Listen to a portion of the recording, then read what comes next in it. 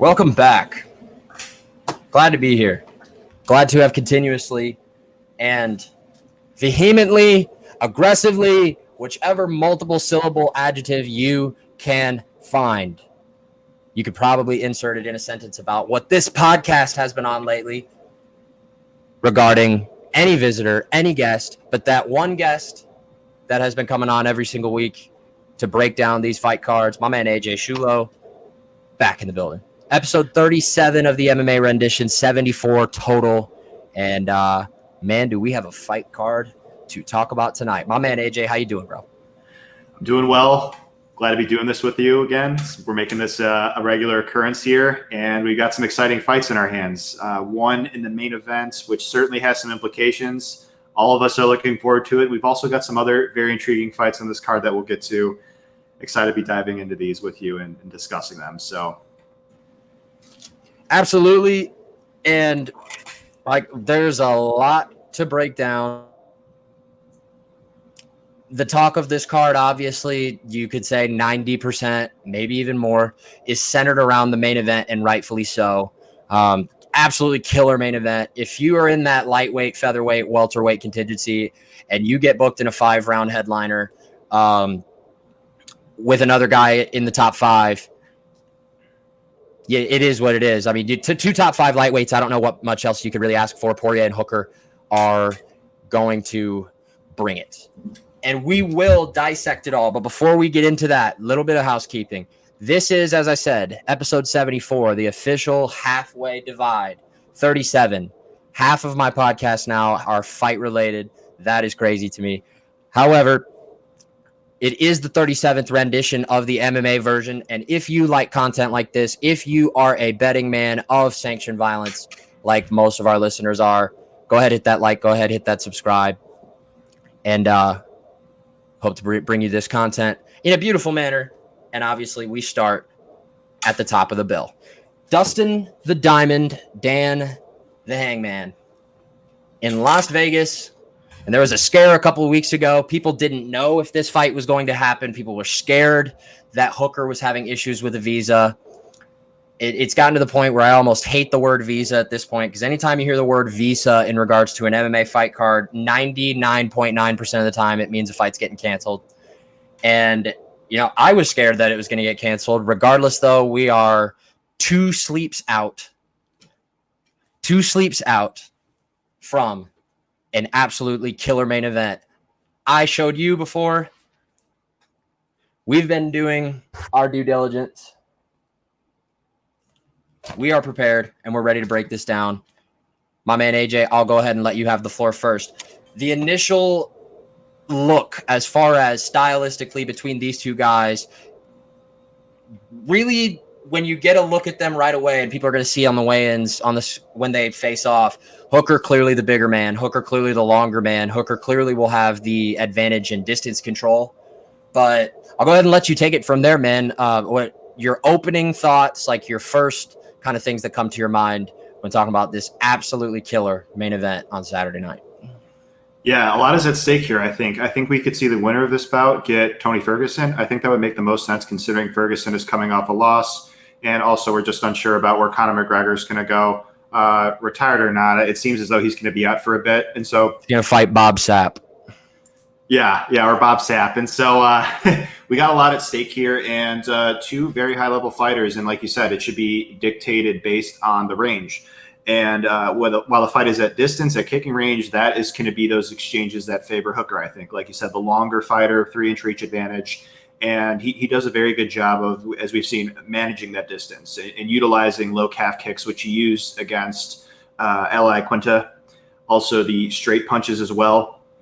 And so while this fight is at kicking range, that's where Dan will be the most successful. And I do think, in general, Dan is very talented. The one thing that I've always thought this about him is those exchanges in boxing range, that striking defense being a liability shows its face. And it's because Dan keeps his hands low and he doesn't utilize proper head movement. And we've seen just in his last fight against Paul Felder was able to close distance on him, had a lot of success there in the latter rounds, landing damage. Obviously, Dan is very tough and durable, and he's not easy to put away. So he's able to, the vast majority of the time, go the distance against a very good boxer in Poirier, who has, in my opinion, the superior defense, footwork, superior punching power, combination striking as well. He will be at risk in the boxing exchanges here. And he will, again, I would like to reiterate, make the most of those exchanges at kicking range. And as the fight goes on, as the fight progresses, I do think that it'll favor Poirier more and more, assuming he does not take too many low calf kicks. And that is what I think is going to be a powerful tool here for Dan, who we've seen Poirier in the Gaethje fight and the Miller fight take a lot of damage with those low calf kicks. But one thing that I thought was really useful for Poirier in the Gaethje fight, and what ultimately stopped Gaethje and halted him from throwing a lot of leg kicks later on in the fight, was Poirier was answering those low calf kicks with a counter, straight left usually, and was making Gaethje pay for it. And so that forced Gaethje to kind of stop. And so while Dan, again, is the longer guy, I do expect Poirier to land on him, or at least try to, during those low calf kick scenarios, because, again, Dan keeps his hands low and does not utilize proper head movement. So it's a fight that's primarily going to be determined on ranges. And, I know Poirier can wrestle. He's obviously a very capable wrestler, but I just don't see the wrestling being that compelling of an element here. I tend to think that Dan is solid defensively. Going back in some of his earlier fights, he was getting taken down and controlled by Jason Knight, Maximo Blanco, but he's definitely improved since then. So while I do think that Poirier can mix in a couple takedowns over the course of the fight, I tend to think that Poirier needs to win this fight on the feet, and he's going to be my pick to win. I tend to think it's going to be done by decision because Dan is so tough and durable, but again, a high-action fight. Ding, ding, ding. That is your thoughts. We got to get a bell on this program that goes off every time AJ drops these picks, like have like a little something like that. Like, hey, man, you just heard something important. I mean, a couple things that I'm really glad you said, because it makes at least my attempt at my explanation from what I have gathered a little bit easier. The range aspect is so vitally crucial, and the length or the proposed length of how far this fight is going to last is also, at least statistically and given the evidence we have on film, is going to be very crucial. A couple of things that I noticed when diving deep on this fight. If numbers are any indication, and we do know that MMA math doesn't add up, but regular math and regular numbers, yeah, those are always going to add up. And those numbers add up to scorecard. If the fight goes to the scorecards, you would have to imagine, obviously, as you said, it's going to favor Dustin. Dustin is 6-2 in his career when fights have gone to the scorecards. Dan Hooker, a much less shiny 3-5. But where I really think the advantage will be had experience-wise when you talk about 5-round fights, how about the fact that Dustin Poirier has a longer active main event streak right now, which, by the way, he went from Eddie Alvarez at 211 to 5 main events in a row. Think about that, though. I don't think that it would take forever to fact check that, but I don't think we have ever seen guy go from prelims to 5 straight main events. I mean, off the top of your head, how could anyone be like, oh, this guy did too? That's crazy to me. I don't think so. The only other name that comes to mind is JDS, and I'm referring to the Stipe fight. I don't know if it was 5, but I realize that he's been main eventing several times in a row. I'm just going to fact check myself, but he would be the only guy. I believe I stand corrected here, as the fight with Overeem was on the main card. So yes, that was the only other name, just because he's main evented so many times. But yeah, Poirier is a unique guy for that reason, for sure. Think about it. A longer active streak of main events than Dan Hooker has 5-round fights in his entire career. Dan Hooker has fought 5 rounds in the UFC once. That was in his last fight. A fight, glad we're on this topic too. Who do you think won that fight? I think the wrong guy got his hand raised, but I also think if that fight takes place on any other soil, Paul Felder walks out of there a winner. That's just my opinion, though. Yeah, I sometimes contradict myself when I'm watching it live versus watching it back on tape study, but this is one of the rare times when watching it live in a split decision scenario where I thought, in this case, Paul won, and then rewatching it, I thought Paul won as well. Close fight, though, but very close fight. Yeah, it was, and I think, with Paul retiring after, he could in theory be getting this fight had he won there. But regardless, both men just fought so tough, and it was deservedly the fight of the night. Absolutely. That was a killer fight. I think when I had my man Marcel on a couple of days ago, I think we both, in no particular order, really. I mean, I think Wiley and Joanna has probably got a pretty firm grip on fight of the year so far, at least in my opinion. Burgos and Emmett go ahead and crash that party. And I think Felder Hooker's right there. Like probably underneath those two so far. Yeah, and it's one of those like fights where it was almost the battle of the calf kicks early on, and then they started to check the calf kicks, and it became more like boxing exchanges, which made it fun. Hooker was smart to clinch up with Paul, take the back in some grappling exchanges. Hooker definitely had that. They both had very strong wills to win, and that's what part of the reason why they made the fight so exciting. But going into it, like in hindsight, Paul was kind of just in a tough spot because, like you said, fighting on the territory where Hooker is from, and Hooker, despite the fact that Paul has shown power, Hooker, like we said, very tough and durable. So there was a decent chance that it went to decision. And when we're factoring in that length of Hooker, it made it a little bit difficult for Paul. But all things considered, he fought very valiantly, I thought. So. Yeah, a huge sneaky fight of the year candidate. But like you said, there's been so many other ones where it's kind of one of those, because it happened at the beginning of the year, it's not as fresh in our mind, but awesome fight. Incredible fight. And, called his shot against Poirier, got the fight. We got a pair of southpaws getting in there this weekend. Only one common opponent. I know, like we said earlier, MMA math doesn't add up. I get it. Only one common opponent between these two, that being Jim Miller. Both of these guys did get a win over him. Have to mention this, though. And I actually reached out to the guy. This guy, I want to make sure that I don't botch his name. His display name is just El Kukui with like a number 7 next to it that looks like a verified check. It's probably on purpose. UFC _ Sasuke, Sasuke. I don't know if you saw this tweet. Here's a fun fact. Every single fighter, that being now 5, that has defeated Paul Felder went on to lose their next fight. Those being Francisco Trinaldo, Ross Pearson, Mike Perry, Edson Barbosa. All 4 of them lost their next fight. Is there a correlation there? Would probably think there's no way in hell. However, you want to talk about an interesting fact. That's an interesting fact. I took it a step further, and while these numbers are a little padded on the regional scene, there's one that does stick out to me. Those 4 guys, Francisco Trinaldo, Mike Perry, Ross Pearson, Edson Barbosa, before fighting Paul Felder, 63-19, a 77% winning percentage. After fighting Paul Felder, and again, I get it, regional fights padding that win total.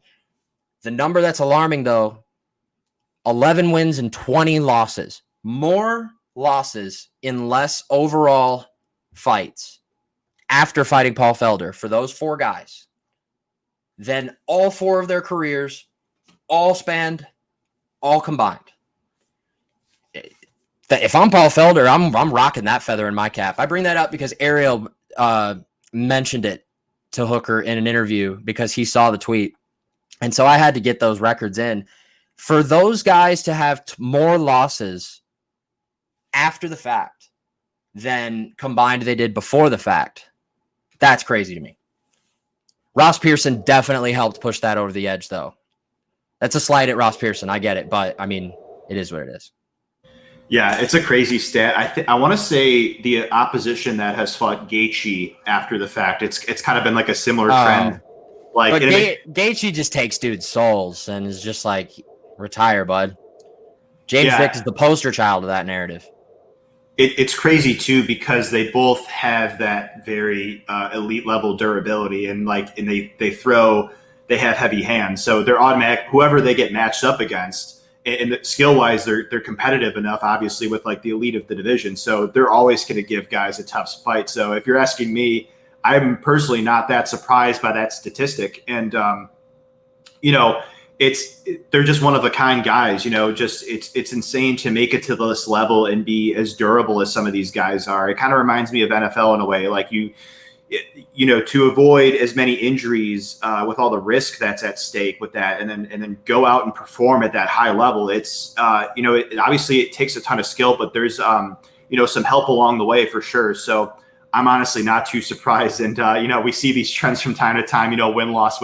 Lyman Good comes to mind. So he lost last time, so he's a lock next time. No, kidding, but it's interesting those sort of trends. I'm sure that guy will definitely get a lot of props should that trend continue. And even if it doesn't, it's still a cool thing to point out. So cool little stat there. Appreciate the guy doing that. I'm also very glad you brought up the alternating wins and loss things, because that brings me to this as well. Really, like, a lot of commonalities kind of intertwining here as far as like overall directions of these guys' respective careers. What I mean by that is, while I'm trying to remember, I think they're the same age. I think, however, obviously Poirier broke into the UFC not only much younger than Hooker did, but 3 years before Hooker did. And dude, how about this too? People forget, I don't want to botch this name. Hooker was a 3-1 underdog against Hatsuhioki. What? How? But, obviously that was a long time ago. But okay, to get to my point, both of these guys signed as featherweights. You would think, as big as Hooker is, it had to be the weight cut. Like, I hate to be like that guy, and I know people roll their eyes when Joe Rogan's like, oh, commentating, and it's got to be the weight cut. Like, I mean, okay.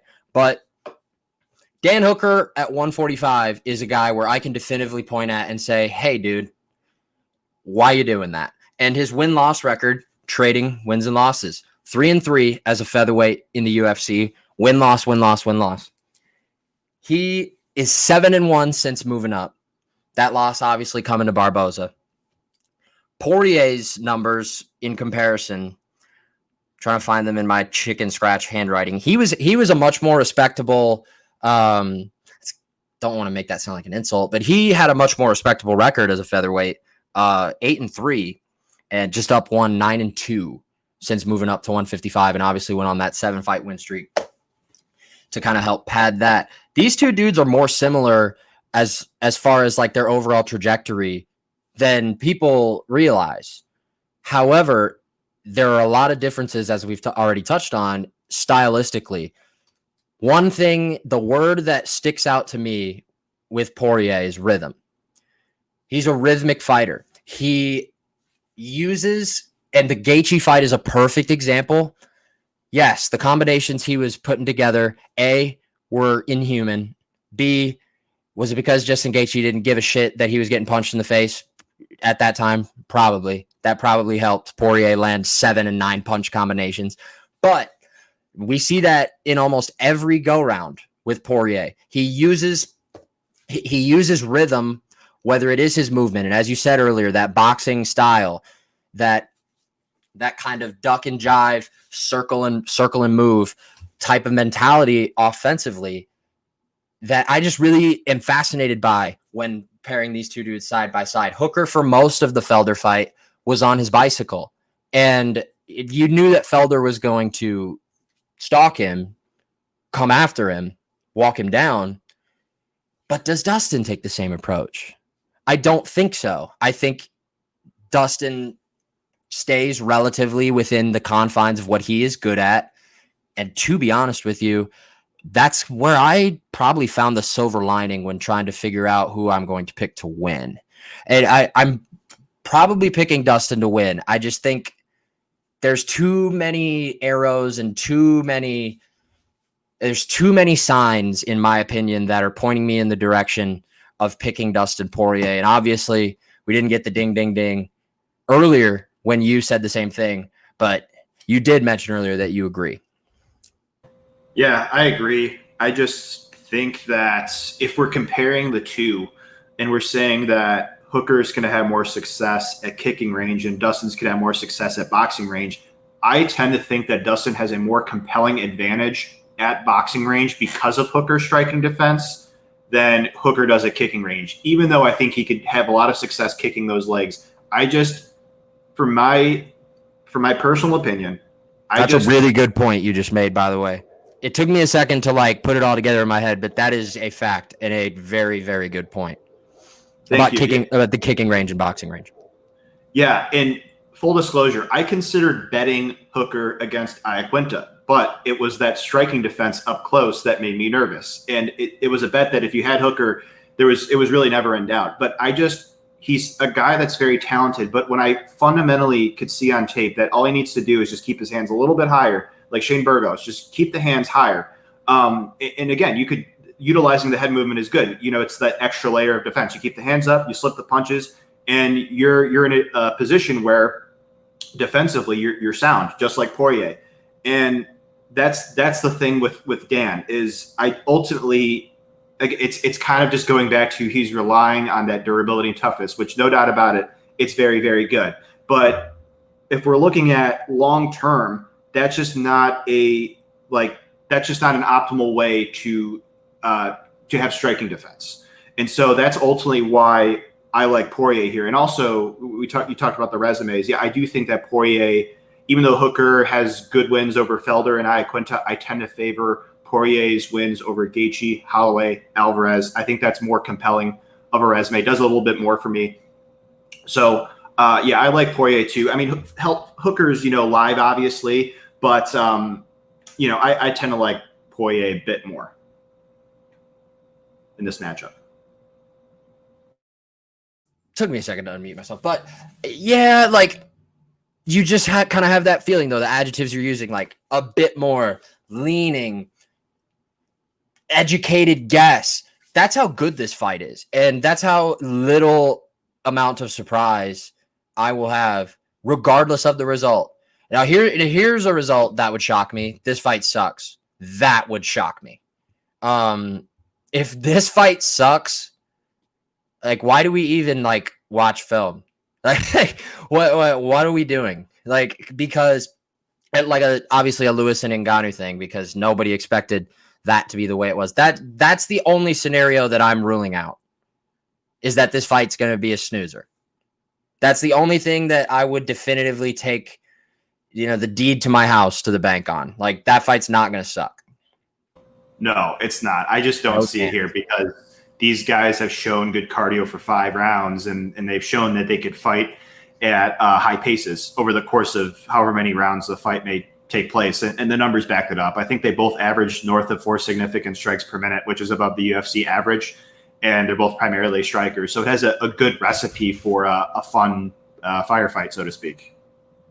Fun firefight, many of us believe we're going to get. And we may even talk about it a little bit more towards the end. I just love this fight. But a fight that we did talk about at length before we went on the air, it depends on what side of the fence you're on with this. Perry and Gall. Are they going to be co-main eventing your typical fight night card? In most scenarios, probably not. They've tried to make Mickey Gall a thing ever since Looking for a Fight. That's clear. That's obvious. If that was not the case, he would not have fought 2 guys in the octagon with a combined 0 wins to start out his career. So we're not breaking any news by saying that. However, since it is Mike Perry Fight Week, this is a must. Thought you had a friend, boy. Love it. I love me some Mike Perry, but man, when he fights, he frustrates me. There's a lot we can start. There's a billion angles we can take. One of them being that his girlfriend is the only one in his court. We're not starting there, but I do want to say something about that. What we talked about before we came on the air and what I kind of aired my grievance about is just the conundrum that is Mickey Gall and the evidence that we have on tape to support whether or not anybody on any given fight card he's on is comfortable enough to pick him. By what I mean by that, CM Punk, Mike Jackson, George Sullivan, not in the same class relatively, those three guys as far as skill. But what do they have in common? Mickey Gall took them down right away, and they never got back up and submitted to a rear naked choke.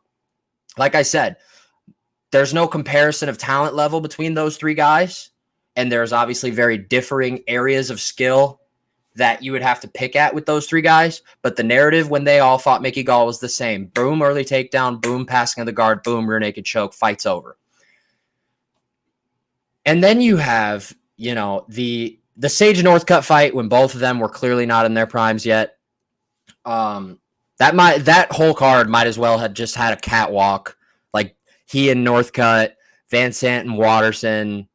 You knew they were going to put that shit on Big Fox like they did. But then you have the Diego Sanchez debacle. Watching that fight over again, I do not have any other conclusion than either Mickey Gall was deathly sick. I know he had a horrible weight cut for that fight. He was either deathly sick, his dog had to have just died. Like, he did not look at all interested in anything that was happening from the moment they clapped those guys in. And I found that, like I said, we don't know why. And that creates this conundrum when talking about Mickey Gall. And that creates this parody of unknown when talking about Mickey Gall. And yeah, he's coming off a win, but what's a win over Salim Touari going to do for you as far as your stock is concerned?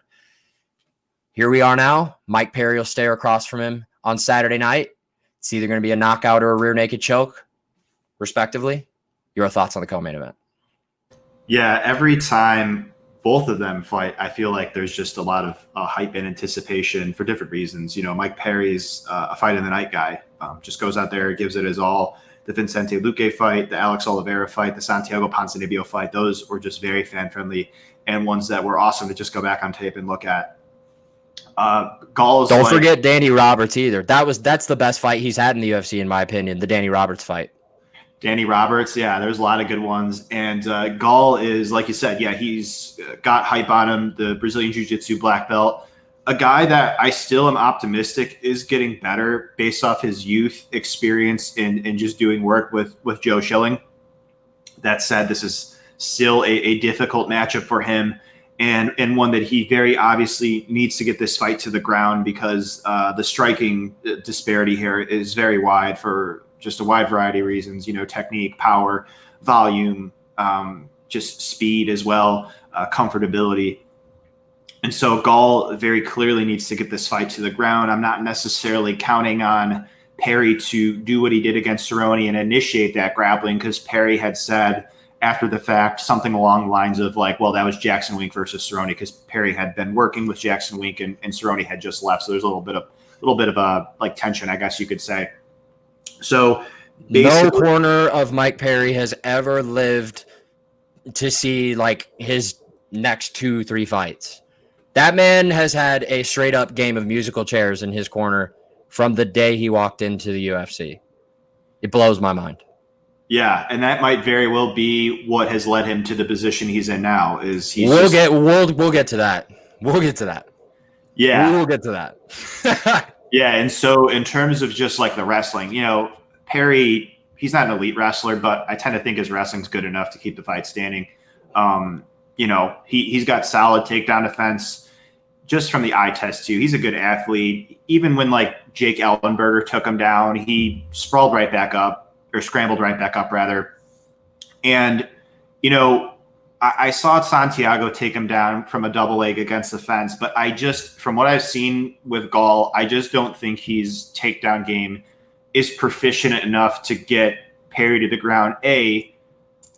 So I tend to think that his path of victory is a submission and like a scrambling opportunity, which again, I don't think it's the most likely thing, but I'm just here to tell everybody basically how I see the path of victory here for Gall, because I just tend to think that he can't take down Perry and control him. or win the fight on the feet. So that's how I see it. But so you're not picking Mike Perry to win by Gogo Plata, right? No, no. Are you sure?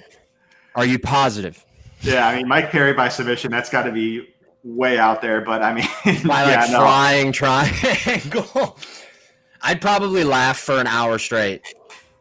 You know what? I wouldn't be super. Well, I would be super surprised. But after seeing Diego Sanchez go out there against Michel Pereira and do a cartwheel kick, you remember that? Like right at the beginning, and I'm like, you know what? This is MMA. Like literally. Well, I've seen his solo corner guy again. Another brilliant example of high IQ in these guys developing their corners. Think about it. Like in the back, like. Yeah, all right. So, see, this guy is the flying knee guy. This guy has all the flying stuff. This guy. So, what we're going to do, cartwheel kick. And Diego's probably like, yeah. And like starts doing that whole thing that he did like latter end of the 2000s where he just said yes all the time. That Diego Sanchez, like, yes era. He just, yeah, goes out there and throws it. But again, that brings me back to the thing about Mickey Gall. Nothing, and I mean nothing, tells me on any level or in any circumstance going into that fight that I should pick Diego Sanchez. Nothing. Like not a single thing. Experience. Okay, that's it. How many times has that worked out horribly when guys have had absolutely insane experience advantages? Okay. You cannot convince me that Mickey Gall was either, you know how people say lights on, but nobody's home when somebody gets hurt or somebody, gets knocked down. It was like, it's so tough to go into a Mickey Gall fight and accurately depict any type of reasonable outlook on it. Just because it's either really quick rear naked choke, win over a guy that hasn't proved himself in Salim Touari, way too quick of a step up against Randy Brown. And then, like I said, the Diego Sanchez, he was not there, like mentally. You can't convince me that he was either not deathly sick or just mentally not there. And so, and something I asked you earlier, if Mickey Gall, whether it's in the first 10 seconds or the last minute, if he takes Mike Perry down, is Mike Perry going to be able to get back up? I mean, conventional wisdom would tell you probably, but we have seen multiple. George Sullivan is no slouch. George Sullivan is a rear naked choke guy, or at least when he was a lot younger, and has been known for his kind of grappling prowess. Mickey Gall, boom, bang, bop, tip, top, toot, rear naked choke. So I think this guy's underrated on the ground still, even though people know exactly what he's going to look for. Brown belt in Brazilian Jiu-Jitsu. Obviously, Perry is not going to want to be in that world. Who knows? Who knows, dude? Like, this guy thought he was comfortable in that world against Cowboy Cerrone, and even though every shred of evidence would tell you that you don't if you're Mike Perry. But, I love Mike Perry, bro. Like, he's one of my favorite humans in the UFC just because, man, I get so much entertainment out of anything that he's involved in. But his IQ's got to be like 55. I'm sorry. Like, guy is not smart at all. At all. At times in fights, he doesn't always we're talking about skill wise. He's got skills, no doubt about it, but sometimes he just doesn't always put his foot on the gas. I notice that sometimes, obviously he's got tremendous output when he lets his hands actually go, like against Vicente Luque and Max Griffin. Max Griffin. But the thing that I noticed, and it was kind of similar to like Bobby Green last week, it's almost like he kind of defeats himself in there a little bit. Like he's landing cleaner and better, and he thinks that, but sometimes the judges don't always see it that way. And as a result, he's losing some like split decision type of fights or taking, more damage than he needs to. I mean, that's not going to be, Gall obviously doesn't pose that same threat that Neal or Griffin did with the same punches, but the straight punches rather, excuse me. but it's just a matchup where like if we're getting the best version of both guys, like Perry should really just win here, unless if he again just defeats himself. So we're seeing the betting line the way it is just because it is such a good matchup for Perry. Gall's a guy that I like him in general. I just tend to think that this is a tough matchup for him, and maybe he goes out here and gets the job done, and that would be super impressive. But yeah, I tend to agree with a lot of opinions here, and that Perry should roll. I have found myself suddenly this week a lot more intrigued in this co-main event than I originally planned on even being. And that's kind of like that thing where I told you off the air at the beginning. I look at it on paper and I'm just like, I mean, Perry's probably going to knock him out. And that's my pick. I mean,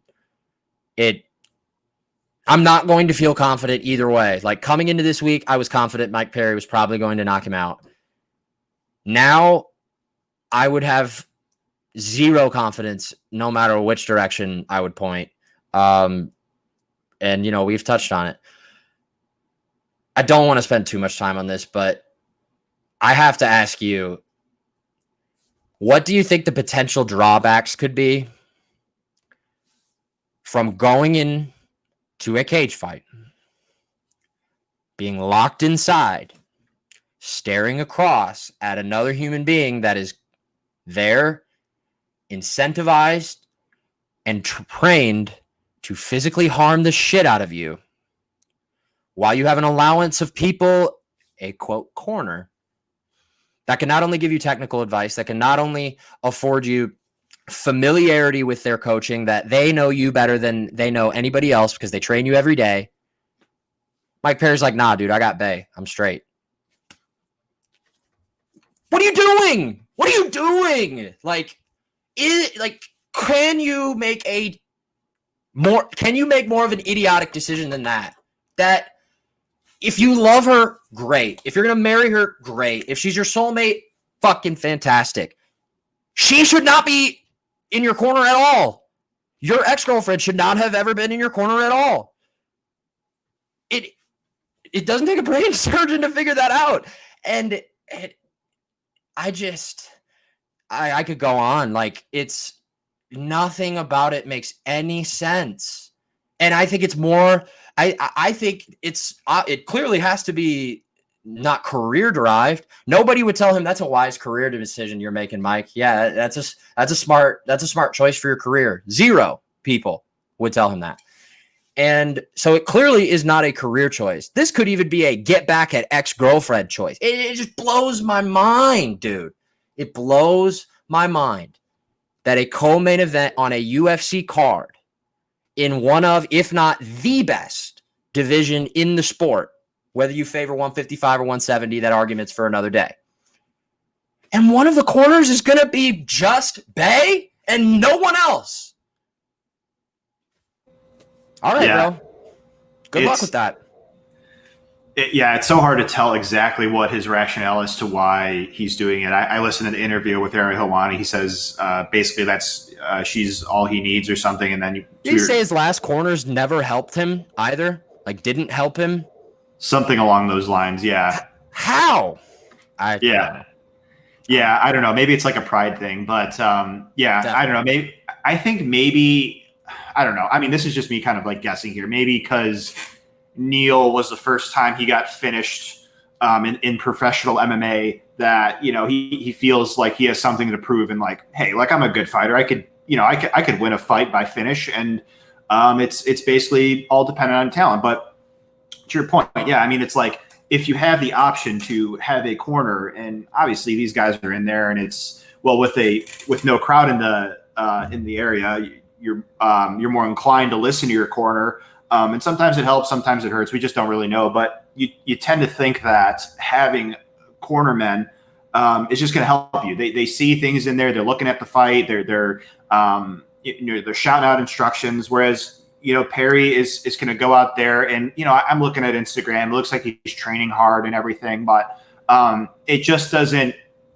And this is like we talked a little bit more about narratives before this fight. This is going to be a fight where like I feel like a lot of people are going to say, and not to say it's right or wrong, but I feel like a lot of people are going to say if Mickey Gall wins this fight, it's because of Perry's decision to not have more corner people. So, like we kind of touched on with the stylistic matchup, it is a good matchup for Perry. It just begs the question of like, okay, where is this guy actually at? Like just in terms of career-wise, like coming off. Who knows? That like we were literally saying this right before we got on the air. Who knows? Yeah. And what better way to even make that 100,000 times more confusing potentially than just being like, yeah, dude, I got Bay. No striking. Isn't he also not training like with a gym? I think he's trained like this whole camp with just he and her. Like she's holding mitts for him. What is she gonna do? Like tell you to go throw on a gi? We're gonna do jujitsu? Like no. She's gonna tell you she's gonna tell you at some point she's gotta go. She got a nail appointment. She's got to go see her friends. Like how in any way, shape, or form ever does this help you in any way at all? At all? Well, I'll tell you this on his Instagram 6 days ago, he's got two gentlemen that are training partners. I see him here hitting the bag. Gotcha. I mean, it all like I've heard this too. Like it might just be like a gimmick. Like obviously, it's not going to be a gimmick when we see him walk out and it's just his girlfriend in his corner, but it might be a gimmick in terms of just, like him saying that he's not training. Because like these fighters, while I appreciate a lot of them posting on Instagram, like they're training with this, like American Top Team does it a lot. Like I see Luis Pena training with like Mike Davis and Dustin Poirier, which is awesome. But I also realize that not every fighter posts on Instagram. So it almost like leads to like an illusion almost like we from the outside looking and we can be like, are they really training? But the reality is we just don't know. We're kind of just guessing.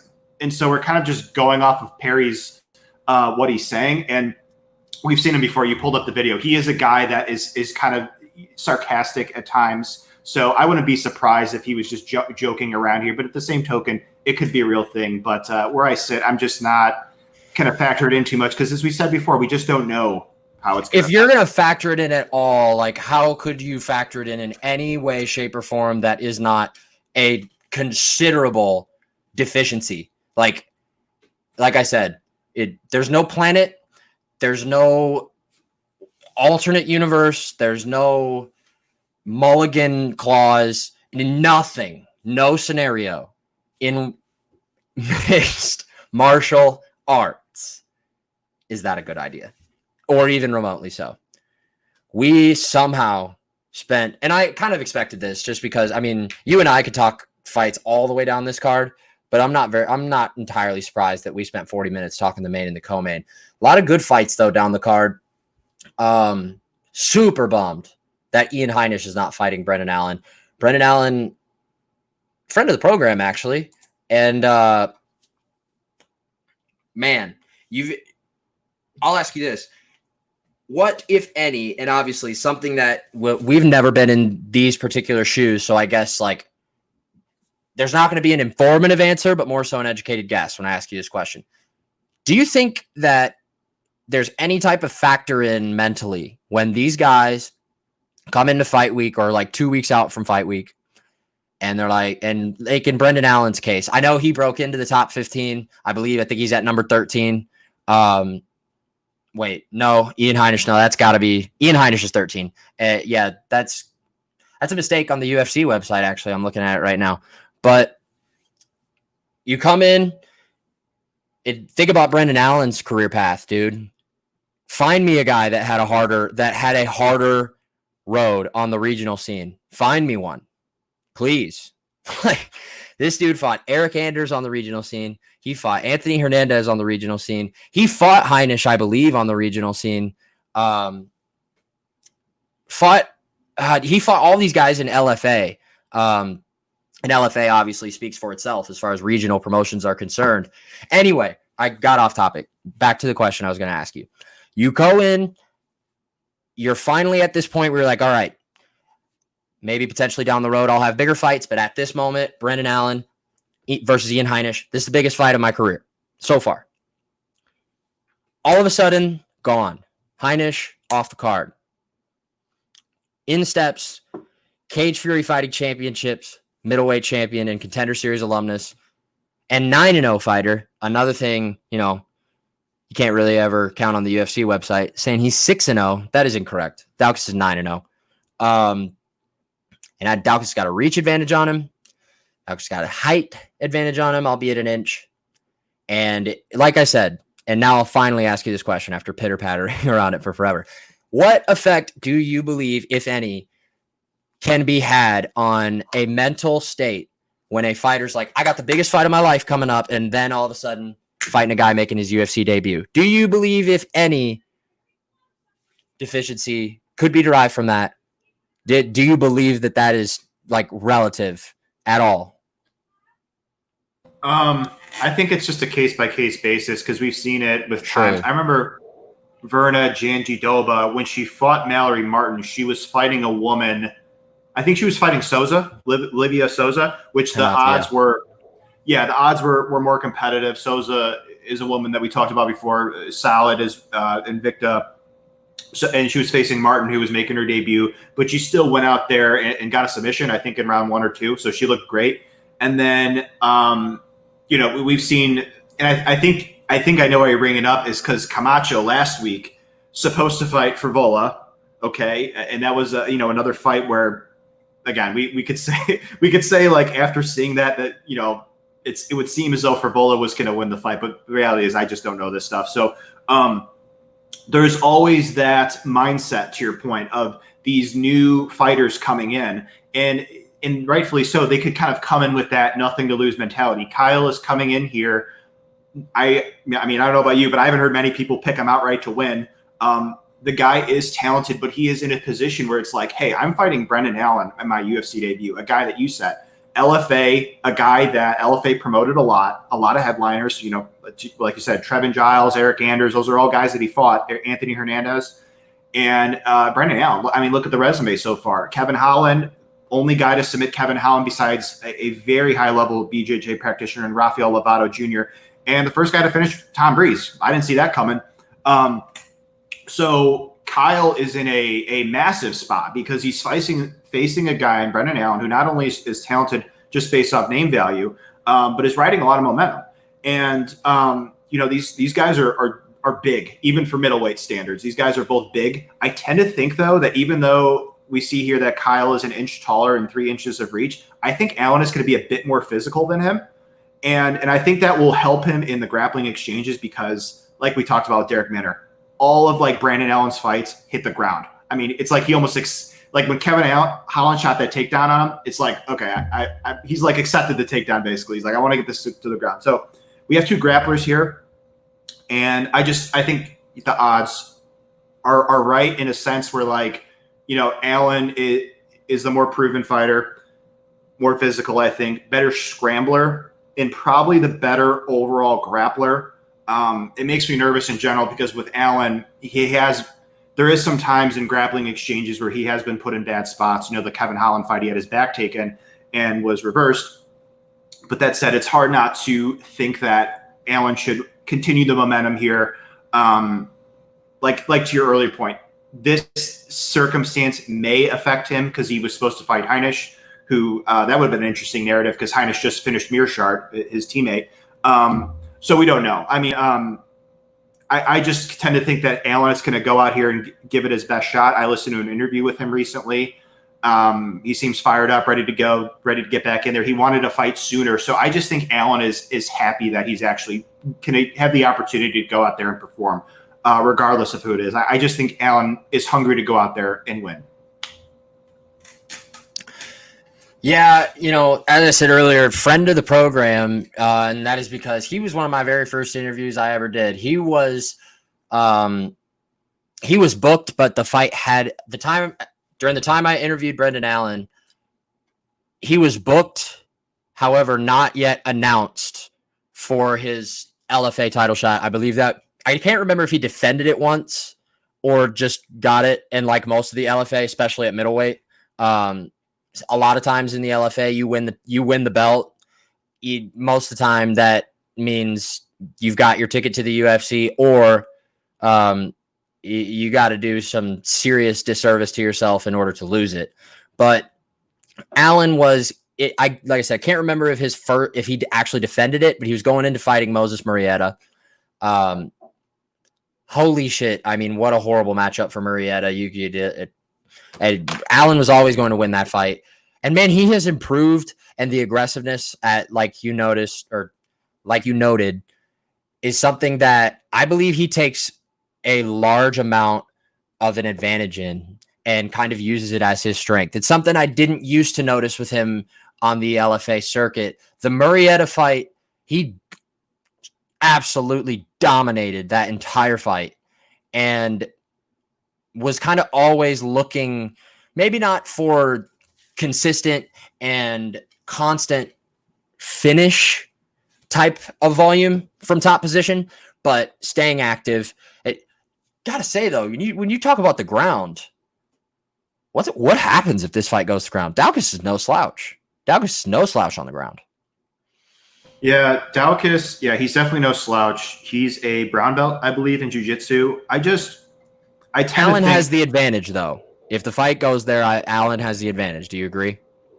I agree, but I think why you say that is because, like, yeah, Allen, I think offensively he's good. The defense, like, I always look at the Kevin Holland fight and even some of his LFA fights. Like, he's tenacious and tough, and he oftentimes, I don't think he's ever been finished, but he's oftentimes able to scramble out of those bad situations because of those reasons and also because of his skill. But on tape, I would prefer him not to be in that many difficult circumstances. Like, he beat Holland, and I think that's a good win. But, like, that was one of those fights where, like, it could have, like, I thought Holland had, like, based off the way the fight played out, Holland could have won that fight. And if it played out 10 times, I think Holland wins that fight a few. So, I like him here. I think he's the rightful favorite. But yeah, I mean, just based off the defensive grappling that he's shown at times and Kyle's skill offensively, he's live in that sense. I mean, it's kind of like a Louis Smolka fight, just a lot of scrambles potentially.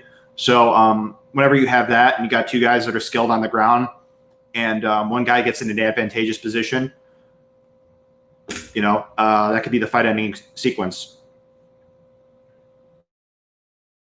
I expect a finish from this fight, whether it is probably from Allen, whether it is from Allen or Daukaus.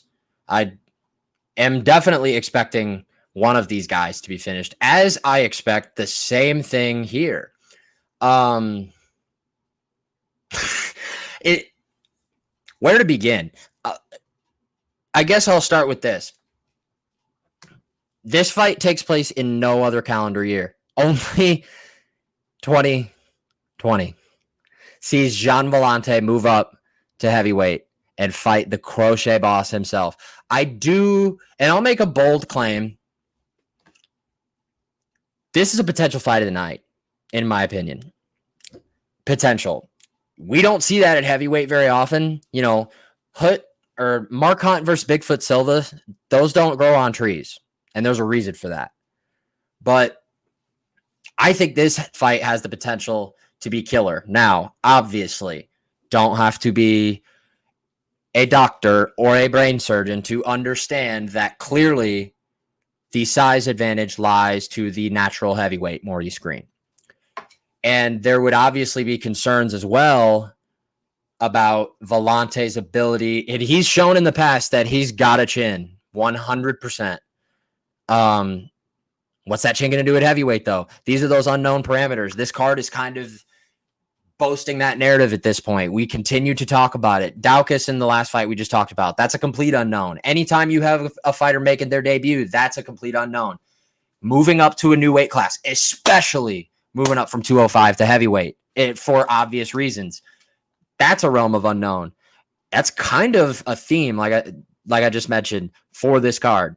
And as far as excitement and overall level of interest, they've got me there.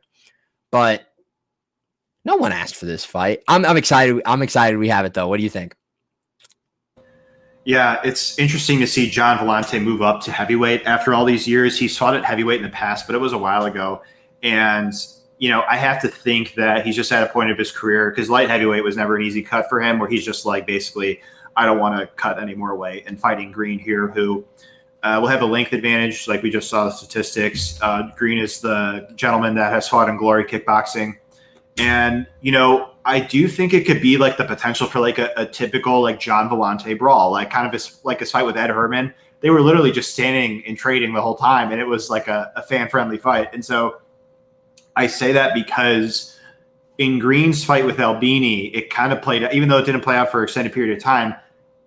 Green hurt Albini, and then Albini closed distance on Green, hurt him, and then obviously Green was able to rally back and finish the fight. So I do think that there's like some brawl potential here, because the thing with Green, and he's long, but he doesn't do the best job of controlling distance.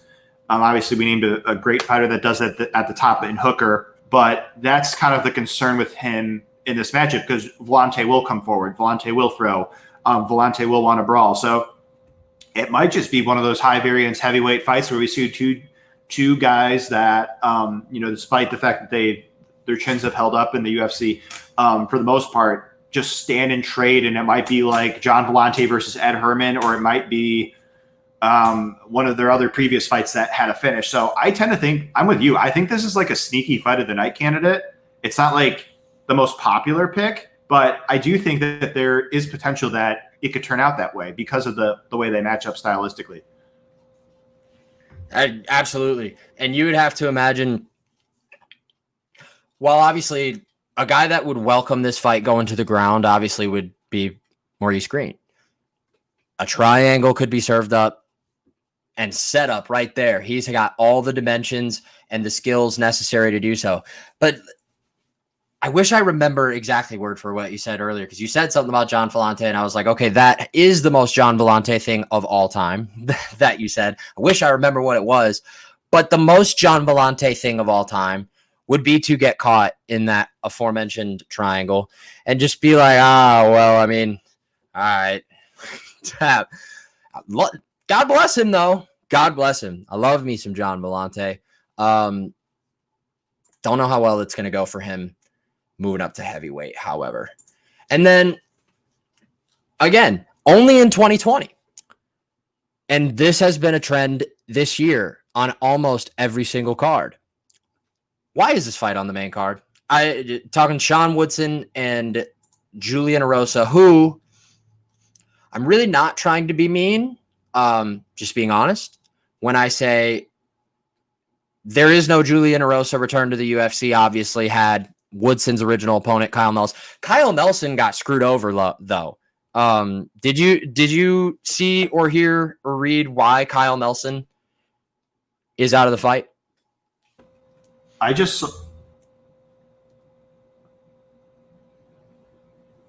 What's up? Oh, sorry. I thought you were playing something. No, brother. My bad. So it was, I heard. So he's in Canada and he couldn't move over because of visa issues. Yeah. And had an opportunity to take a short notice fight earlier this summer. And he had apparently just had some like minor operation, like literally that day. And the window was too close. So I feel for him there. From a human being to human being standpoint, and the positivity that I like to think that I give out sometimes. Good for him that he's back in the UFC. The Jamal Emmers win for him, tremendous. Didn't expect him to beat him. But I'm not going to say it's a mismatch. Having a 24 fight edge and experience like Erosa does on Woodson and clocking in at let's see, where's he at? As nearly a 4-1 underdog, that tells you the whole story. Yeah. In my opinion. Yeah, no, you're right. We see this from time to time. Like Roxanne Modafferi in both of her matchups against Shevchenko and Barber, she was vastly more experienced than both women, and she went out there and she did well. And so that's always going to be something that I consider when handicapping fights. However, we were talking before air, like Woodson, I think there is a blueprint on how to be him. You need to be like a good chain wrestler. I tend to think that he's good enough to stuff most takedowns from his initial sprawl, which is shown to be pretty good.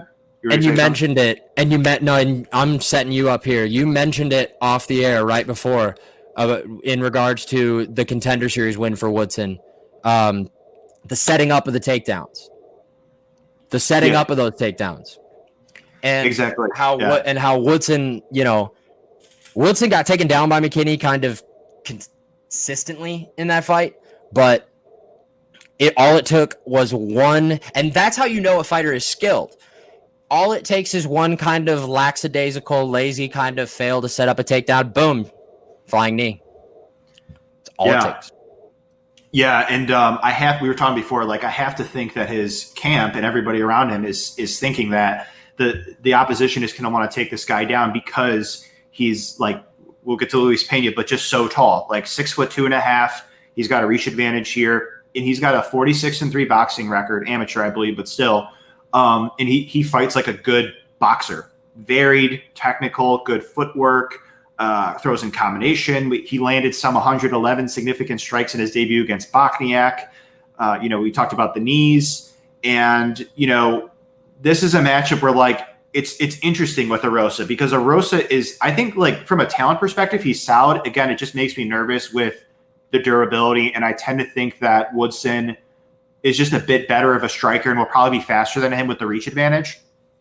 And so we have Arosa here who, I could see him coming in the game plan of grappling here, but I just tend to think that his grappling is kind of what we said about Gall versus Perry. I tend to think that his wrestling is not going to be as good enough to take Woodson down, and B, keep him down and do something significant with it because like the McKinney fight, McKinney took him down, but it was from chain wrestling. Like he had to shoot in on Woodson and then like take his back in transition and kind of just control him. So I know Woodson is working hard on his defensive grappling because the camp's probably thinking like people just want to take him down. 6'2" featherweight, hell yeah. Hell yeah.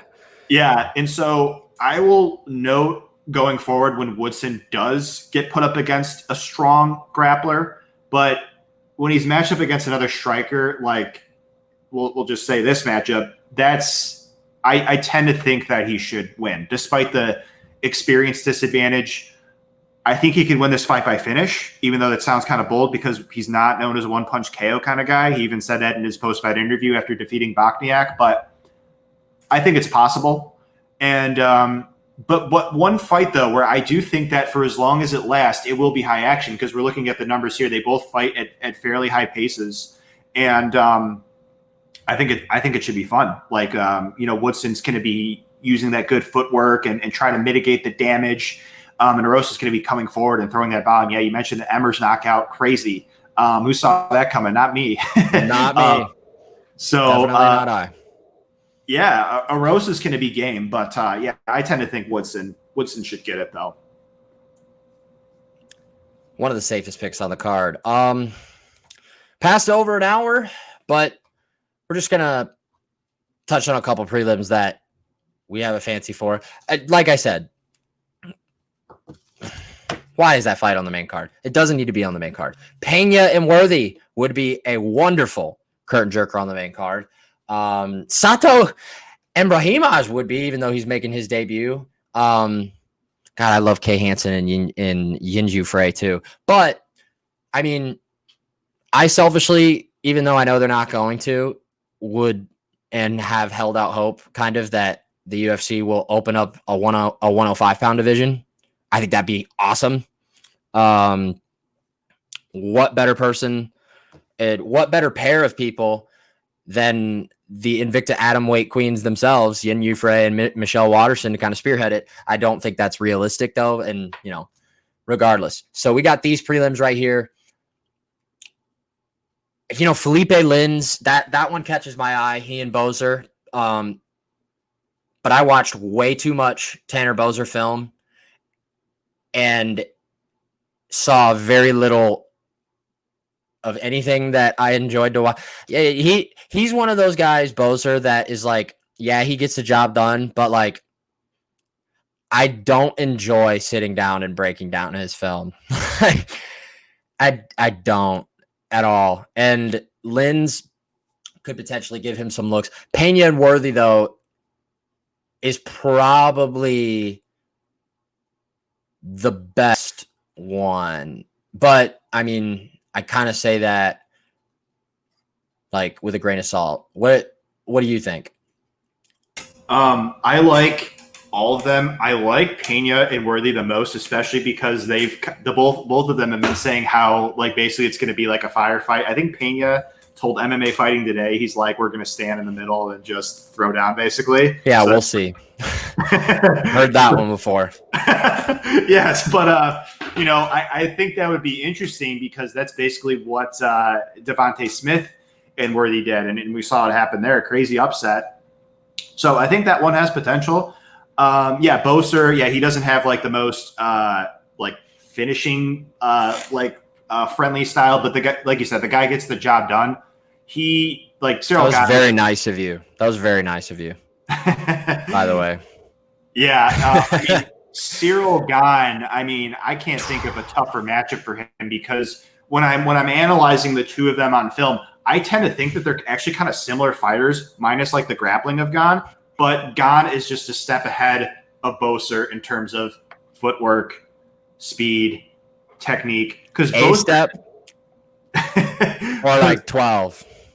Yeah, we like Gahn, no doubt about it. That guy. Oh, we love Cyril Gahn over here for sure. On this program, there's lots of love for Cyril Gahn, for sure. And with Boser, I tend to like his game though. Like he does a good job of avoiding damage. He has really good footwork, I think. And why I like him in this matchup to win is because the thing that I know with Lynn's is he wants you to enter the pocket and he'll counter strike, mainly throw the 3-2. And, he's got some pop in his hands, but Boser's really durable. He's only been finished once, and it was in like 2015. And Boser doesn't really want to trade in the pocket with you. He tends to just kind of want to move on the outside and land low kicks, which I think is very smart. And we've seen low kick finishes recently, so who knows? Maybe he gets it done, although I don't think it's the most likely thing. And I tend to think that he's got like a smart style in terms of avoiding damage. Again, not like the most amusing way to finish fights or win them, but like he gets the job done. So I think that one's interesting. Another one that I really like is Sado Brahima because Brahima is like an all or nothing guy. The footage I've seen in the scenarios where he wins, he's going out there aggressive at pursuing the takedown, and then just looks for that finish. IBJJF champion versus the heavy-handed Sato. So it's like a striker versus grappler, and I tend to think that Sato has a pretty clear advantage striking-wise, and then Ramiz has the advantage on the ground. So I want to see how that one plays out. And, there's other ones as well. You mentioned the two women from Invicta. I like that booking. And this is just one of those. We talked about it a couple of cards ago, like A Calvillo. Like, look at how exciting that card was. So I tend to think that this is one of those cards where, like, I'm not expecting Boser Lynn's to finish, but some of these other fights could finish too and be action packed. So, you got Zalal and Griffin here. So I was gonna say I've got my eyes on Zalal for sure. I'm keeping a close eye on how he performs on Saturday. Yeah, looked good in his debut. I think that's another fun one. So we'll see how everything goes. But I'm definitely going to be tuning in with a lot of enthusiasm because I think we have good fights on our hands for sure. Are you sure you're going to be tuning in?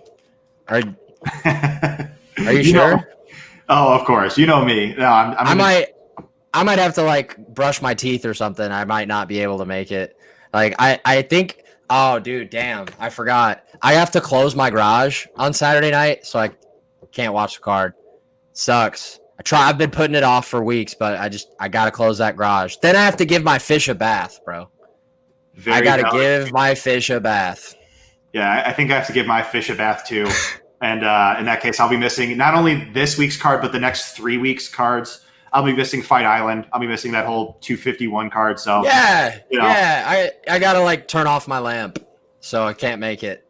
But dude, main event on Saturday is gonna be fireworks. I am so pumped. like we said earlier, 145, bantamweight to 135, up to 170. If there's a main event, if there's a 5-round fight with guys that are in that top 5, I mean, what else can you ask for? I think we're in for a fun card this weekend. And real quickly, we got a comment that I didn't see, but real quickly, thank you, Mr. Fidel. I appreciate that. Never mind. I don't appreciate that. That was a slight. God damn it. My man Michael Fidel said, beautiful hair, Dave. For those that are listening and or watching after the fact that do not know the story, do you know the story? When Johnny Walker and Nikita Krylov fought in February or early March, I had in here, we'll do a visual. I hate that it's come to this, but we will go ahead and give the people what they want. I had the balls to go on our show that we did on the Loudmouth MMA Podcast Network, the one I was telling you about. This was the last episode before Mike Heck. Mike Heck was our host, and this was the last episode and before he got the call to go to MMA fighting. And man, he's been killing shit, by the way, over at MMA fighting. Shout out my man Mike Heck. He has been murdering it since he moved over there. But regardless, I decided that it was a good idea to open my mouth and make a claim that I'd be willing to bet anything, and I meant anything, that no matter what, Johnny Walker and Nikita Krylov would not, no way, no how, see the scorecards. Fair bet, right? You go into it, you think, yeah, well, I mean, is it a little bit scary that Krylov somehow went 27 consecutive fights without needing a judge's decision, and then the Glover fight happens, and then, you know, that had me worried, but, like, I was arrogant about it. I was, like, sitting there like everybody talking. Here was the bet. I had to shave my head like Larry David or Kevin from The Office. You think I followed through? You did, because now I remember you. Oh, yeah. I followed through. I followed through. And I'm trying to get this picture. And man, it is taking me a second. But because I don't have it on any of my I could barely look at it. I could barely stand it. It was so bizarre. Yeah, like Walker, he's not known for going to decision. And in Krylov, it was his first fight, the Glover one. And then the next fight, he consecutively goes to decision after never being to decision. Of course, I actually bet the fight doesn't go to decision. And I should have factored in the altitude more. You know, oh my goodness. So that was what? I can't even. Oh my gosh. Crazy. Never, ever, ever can anyone say. He said thank you. Oh, and Fidel's been here the whole time.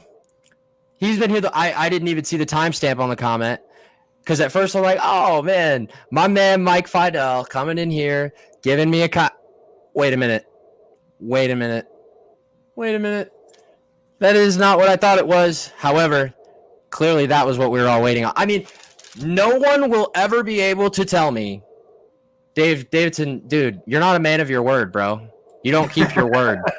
You don't fulfill your promises. Not one human being can tell me